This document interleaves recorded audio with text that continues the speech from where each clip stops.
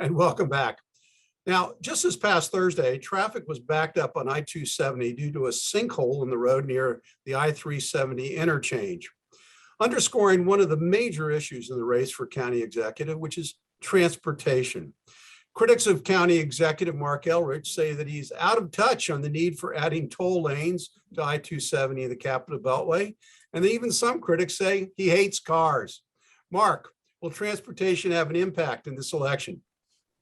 Well, at least at the governor's level, it really depends on who wins the Democratic primary. If Peter Francho is, he's been in alignment more with the governor's plan, and that would be rather significant. Some of the other candidates have had different positions. Wes Moore has flip-flopped on those particular issues. Yes, you're right. The county has tried to have it both ways on this. It gets a little, your head sort of hurts as you try and watch their position as to where they are on that. They've been given some supportive noises, but they've also been a bit of an impediment as well.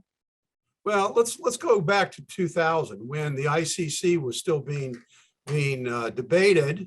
And, that was a key issue in the election between Howie Dennis when he ran in for the seat to replace Betty Ann Cronkey. So, I mean, local issues and local voters do get fed up with the anti-build movement. I mean, we can't forget that.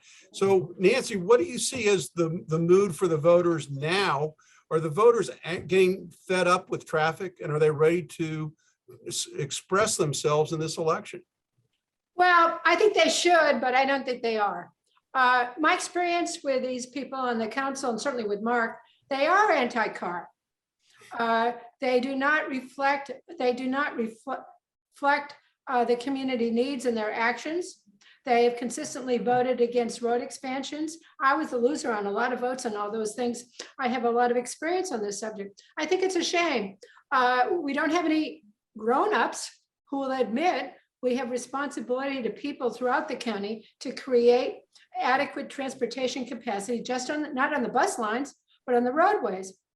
And actually, I've come to the point where I think it's actually rather racist to be opposed to adding more capacity on highways that carry people of lower income and different backgrounds from affordable places to jobs throughout the region.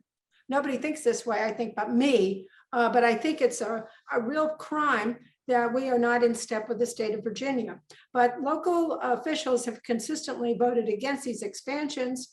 When I was elected, I ran to support the ICC. Thank goodness we got it constructed, but it happened because we had Doug Duncan, we had a Republican in the governor's office, and we had a Republican in the White House, and they all made it possible for that road to be constructed. I don't know that will happen again.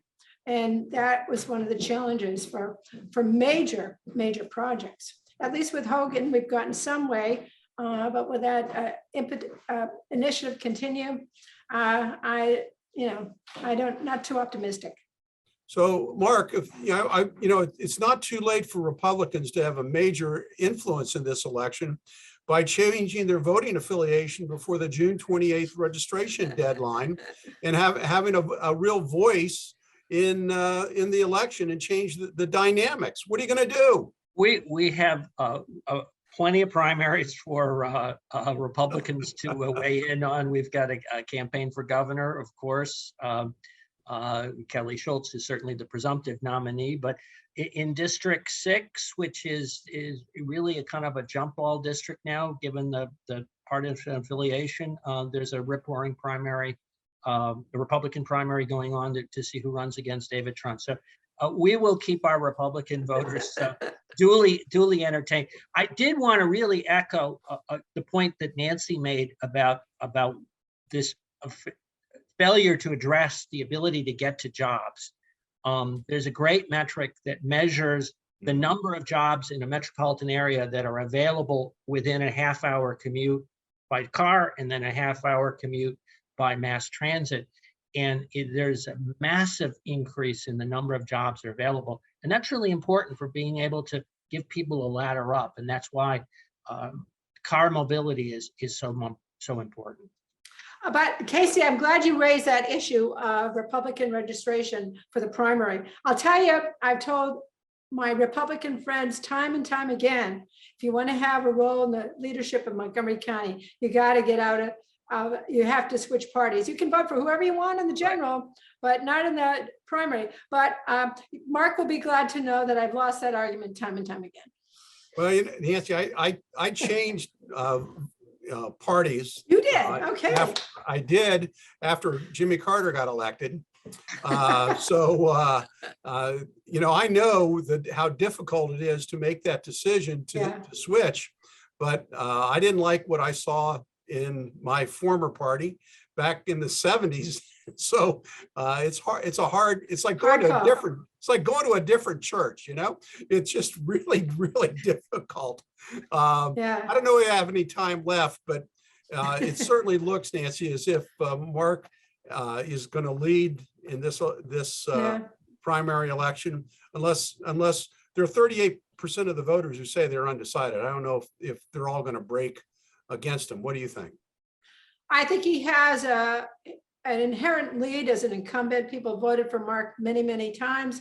Can Hans or David really distinguish themselves? I don't think they've done it so far. We'll see. We'll see. People are voting now. Well, yeah, we got a few more weeks. Early voting starts on July 7th, by the way. No, I got my ballot. I can put it in you the can mailbox mail. today. Yeah, but I mean, in person, yes, remotely is July 7th.